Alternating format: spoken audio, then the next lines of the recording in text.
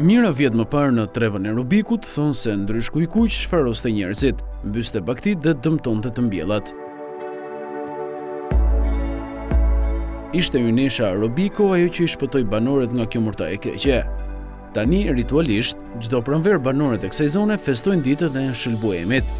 Presin një ka, një dash dhe I nxjerrin njeri-tjetrit verë të kuqe, për të kujtuar hyjneshën në Robiko.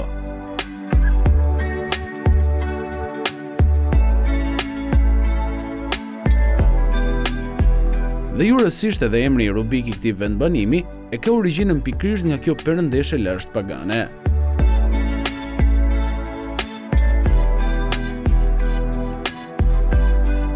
Mbaj një shkëmbë të bardhë prej gati 900 vjetësh, banorët vendas ndërtuan një prej kishave më të mëdha të asaj kohe. E pagzuan me emrin Shelbuem, duke I dhënë emrin e festës në përkujtim të hyjneshës.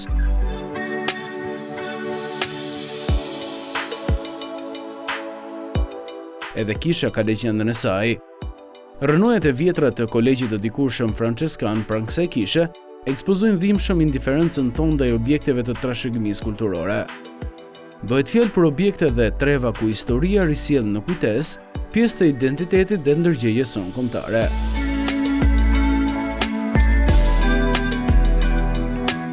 Rubiku hyri në histori për kuvendin e njohur benediktin deri në gjysmën e 2 të shekullit që lan pas, ku emri I këtij qyteti u lidh me nxjerrjen dhe përpunimin e bakrit.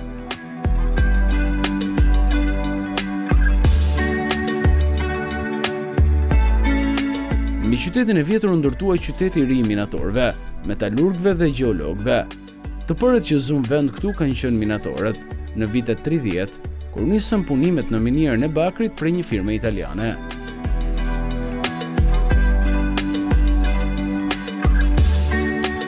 Më pas aty u ndërtua uzina e përpunimit të bakrit, që siç pohojnë specialistët e industrisë, ishte njëra ndër 4 më të zgjedhurat në Evropë. Njëra prej fabrikave të kësaj uzine prodhonte arë. Fatkeqësisht, sot kjo uzinë nuk është gjë tjetër veç se një varrezë kurishtesh, edhe pse oxhakët e saj ende impresionojnë. Përballë saj hodhi 7 qyteti I Rubikut, I cili rritej bashkë me zhvillimin industrial.